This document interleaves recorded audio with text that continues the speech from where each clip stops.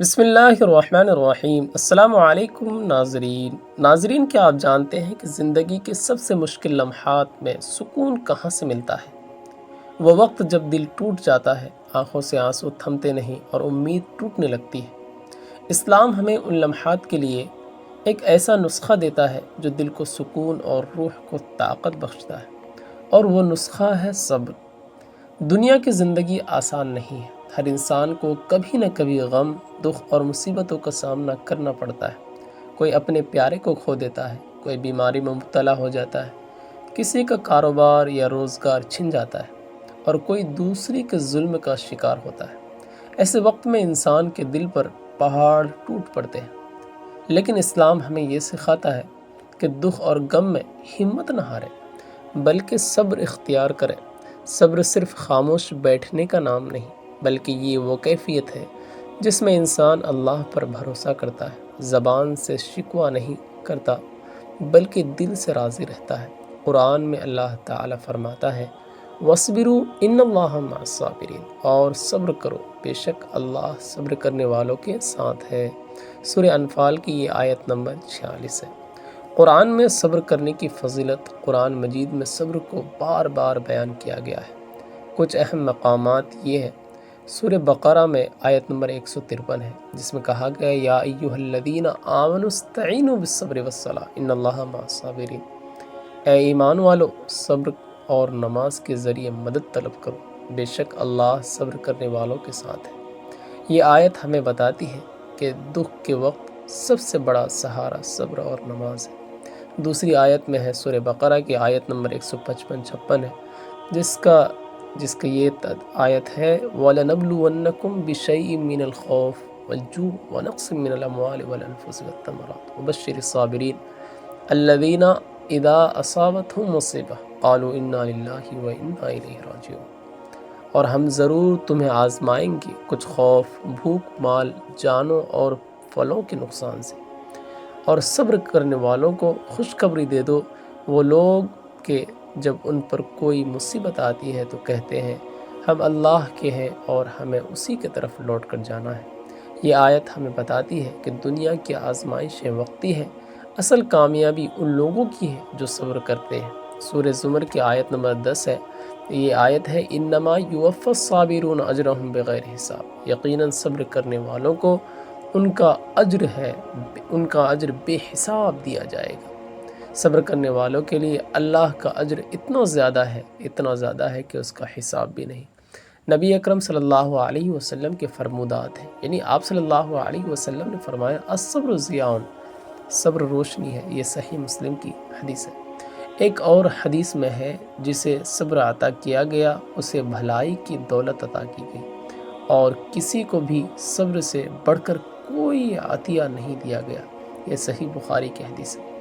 حضرت انس رضی اللہ عنہ سے روایت ہے کہ نبی اکرم صلی اللہ علیہ وسلم نے فرمایا اللہ تعالیٰ فرماتا ہے جب میں اپنے کسی بندی کی دونوں پیاری چیزیں یعنی آنکھیں لے لیتا ہوں اور وہ صبر کرتا ہے تو میں اس کے بدلے جنت عطا کرتا ہوں۔ یہ بخاری شریف کی حدیث ہے۔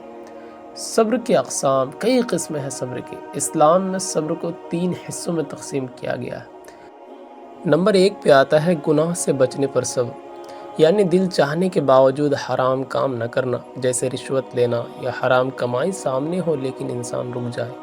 قرآن کہتا ہے وَأَمَّا مَنْ خَافَ مَقَامَ رَبِّهِ وَنَهَى النَّفْسَ عَنِ الْهَوَىٰ فَإِنَّ الْجَنَّةَ هِيَ الْمَأْوَىٰ۔ یہ سورہ نازعات کی آیت ہے، جس کا ترجمہ ہے جو اپنے رب کے سامنے کھڑے ہونے سے ڈرتا ہے اور اپنے خواہشات کو روک لیتا ہے، اس کا ٹھکانہ جنت ہے۔ دوسری آیت ہے عبادت پر صبر کرنا، نماز، روزہ، حج، زکوٰۃ سب عبادت میں محنت اور قربانی ہے، اس پر ثابت قدم رہنا بھی صبر ہے۔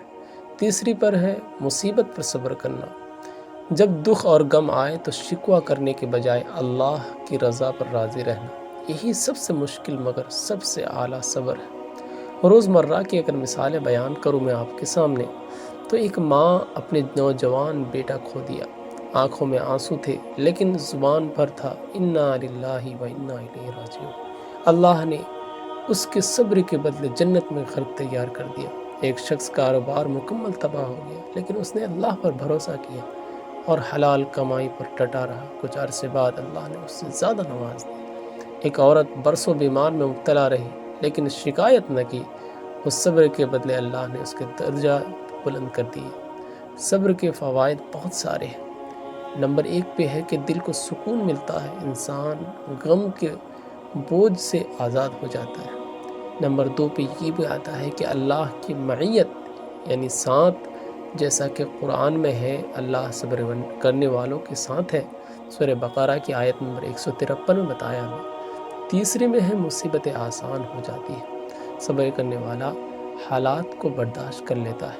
آخر میں ہے نمبر 4 پہ ہے آخرت میں بے حساب اجر، ان کا اجر بغیر حساب دیا جائے گا۔ ٹھیک ہے، الزمر میں بتایا گیا ہے۔ نمبر 5 پہ ہے انبیاء علیہ السلام کی سنتیں۔ سب انبیاء صبر کیے، جیسے حضرت ایوب علیہ السلام نے بیماری پر، حضرت یعقوب علیہ السلام نے یوسف علیہ السلام کی جدائی پر، اور آپ صلی اللہ علیہ وسلم نے طائف کے لوگوں کے ظلم پر۔ نتیجہ کیا نکلتا ہے؟ اسلامی تعلیمات کے مطابق غم اور دکھ کا سب سے بہترین اعلیٰ مقام جو ہے صبر ہے۔ دنیاوی دکھ وقتی ہے لیکن آخرت کی کامیابی ہمیشہ کی کامیابی ہے۔ جو انسان صبر کرتا ہے وہ اللہ کے قریب ہو جاتا ہے اور اس کے دل کو سکون نصیب ہوتا ہے۔ قرآن میں ہے فَاصْبِرُوا صَبْرًا جَمِيلًا، بس آپ خوبصورت صبر اختیار کیجیے، یعنی ایسا صبر جو اللہ کو پسند آئے۔ اس لیے اللہ سے دعا کیجیے کہ اے اللہ ہمیں مصیبتوں میں صبر کرنے والا بنا اور خوشیوں میں شکر ادا کرنے والا بنا دے۔ ہمارے دلوں کو اپنے ذکر سے مطمئن کر دے اور ہمیں ان لوگوں میں شامل فرما جن پر تو راضی ہے۔ آمین یا رب العالمین۔ السلام علیکم ناظرین، پھر ملتے ہیں اگلے ویڈیو میں۔